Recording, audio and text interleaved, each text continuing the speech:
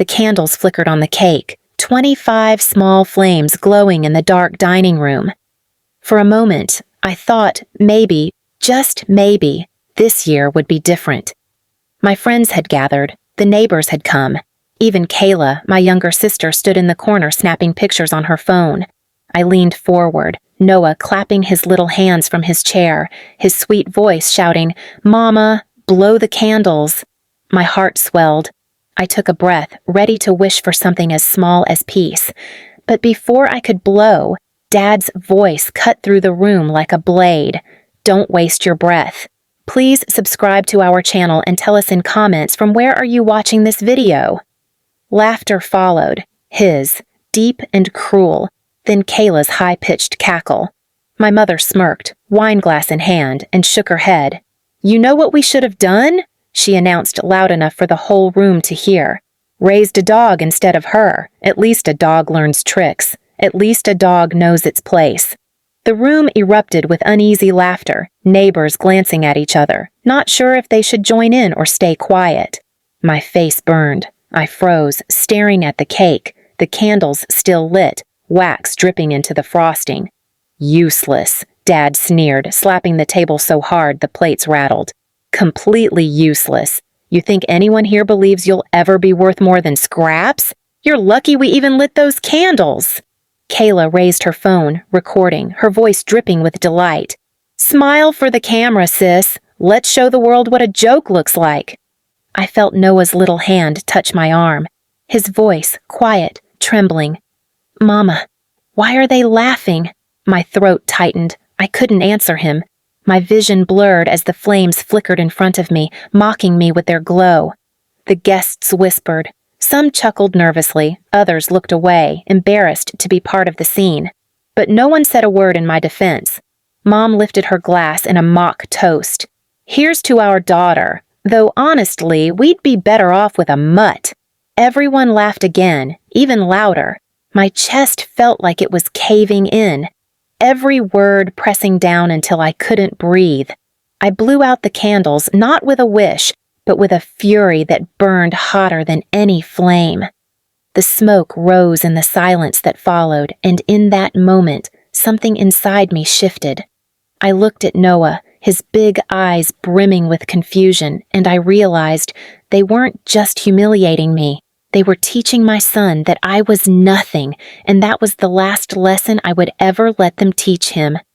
I cut the cake in silence, handed slices to the guests, and forced a smile. But inside, my heart was steel. My parents thought their laughter made them powerful. They thought their cruelty would keep me crawling. But they didn't know I was already planning. They didn't know that the same night they laughed at me in front of everyone, I decided they would never laugh again. And the best part? The thing they loved most, the thing they clung to tighter than their pride, would be the first thing I took from them. The days after my birthday were heavier than the air in that dining room. I thought maybe, just maybe, the humiliation would fade. But humiliation never fades when it's fed by the very people who are supposed to love you. At breakfast, Dad shoved a newspaper across the table. "See that?" he barked, pointing to an article about a local student who'd landed a scholarship. "That's what kids are supposed to bring their parents. Not bills, not shame. If you were even half as smart, maybe we wouldn't regret keeping you." Mom snorted, buttering toast for Kayla. "Regret's the word. Honestly, if we'd adopted a dog, we'd be proud by now. Dogs listen. They're loyal. They don't bite the hand that feeds them." Kayla laughed so hard she nearly dropped her coffee. "She doesn't even bite. She just sits there. Useless." I stared at my plate, cutting Noah's food into little squares so he wouldn't choke. My hands shook, but I kept my face blank. Dad leaned back in his chair, his eyes narrowing at me. "You think staying quiet makes you strong? It just makes you invisible, and invisible things don't get fed." Mom lifted her coffee. "Invisible things don't get remembered either." The cruelty was deliberate now. They had tasted blood at my birthday and wanted more. Every gathering became another chance. They told the mailman I was still living off scraps. They told neighbors my son would grow up just as useless as his mother. And the neighbors, The same ones who had laughed at my birthday stopped looking at me the same way. Their glances carried pity, or worse, agreement. At night, Noah whispered questions that stabbed deeper than their words. "Mama, why does Grandpa say you're nothing? Why does Grandma laugh?" I held him, rocking him until he slept. But when he was asleep, I stared into the dark, fury boiling in my chest. Because it wasn't just my humiliation anymore. It was his. One evening, I overheard Kayla talking to a friend on the phone. She was in the living room, pacing with her perfect hair falling in waves. "I'm their only real daughter," she said, twirling a strand of hair. "They told me themselves. She's just a burden. Honestly, I think they only keep her around because she makes me look better." My breath caught, rage burning my throat. But I didn't step in. I didn't scream. I didn't fight. Because I had finally realized something. Their power lived in the noise, in my tears, in my pleas, in my outbursts. So I gave them silence. And in that silence, I began to see their cracks. Dad's pride was his kingdom. He bragged to everyone about being the man whose children respected him, who ran his home with an iron fist. Take away that pride, and he would choke on his own. Emptiness. Mom's weakness was her image. She wanted neighbors to see her as the perfect mother, the selfless matriarch. Make her look like the coward she really was, and her mask would collapse. Kayla's vanity was her lifeline. She craved attention, approval, admiration. Strip that away, and she would shrivel faster than any punishment I could hand her. They thought I was invisible. They thought they could humiliate me without consequence. But they forgot one thing. Invisible people see everything. And what I saw, their pride, their image, their vanity, was exactly what I would destroy. By the time Kayla's big family dinner was announced, I was ready. They wanted me to sit at the table again, a prop for their cruelty, a joke for their friends. But this time, I wasn't coming to sit. I was coming to take. And when I was done, the laughter that had haunted me for years would finally die in their throats. The night of Kayla's dinner came with too much polish. The polished silverware, the polished table, the polished lies. The dining room buzzed with neighbors, extended family, and a few of Kayla's friends. They had gathered not for me, of course, but to celebrate Kayla's new promotion, and, as Dad put it, the real success in the family.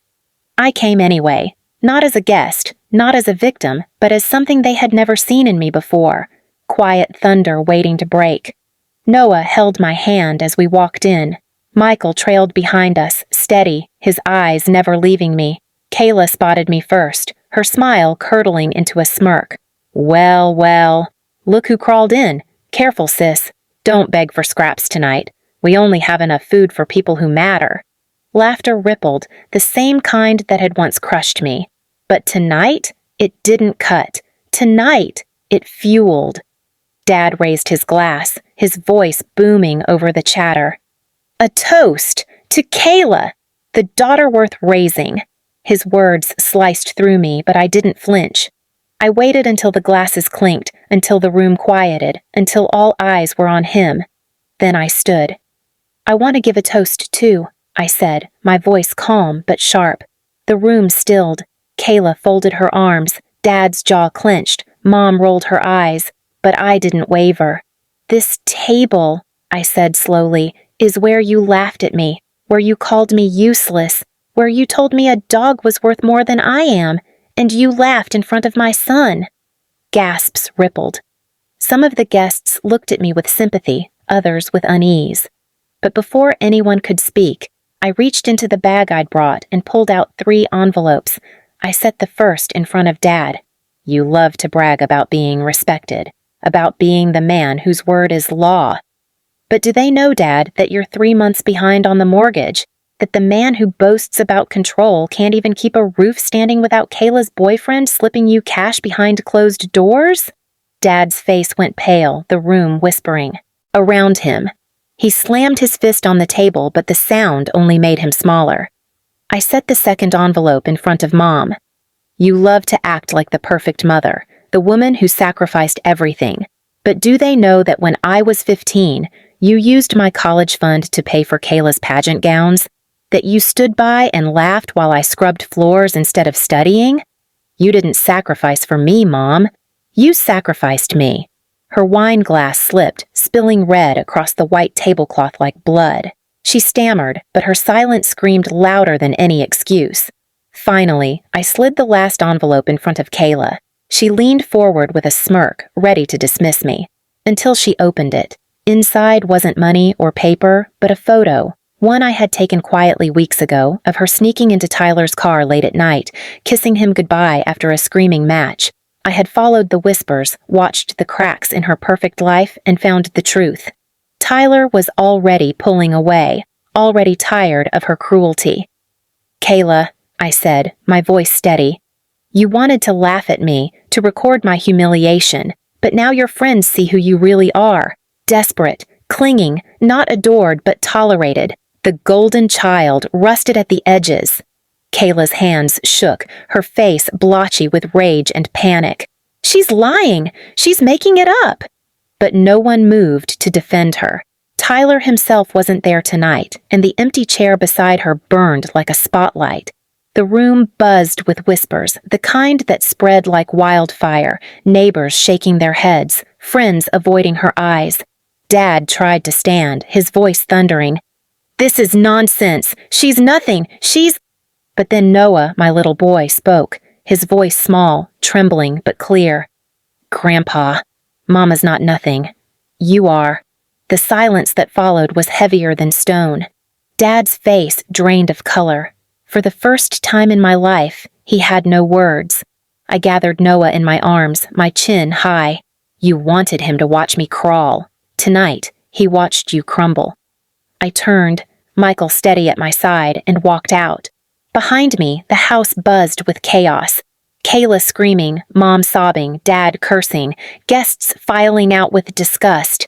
The laughter that had once filled those walls was gone, and for the first time, the silence belonged to them, not me. Please subscribe to our channel and tell us in comments from where are you watching this video.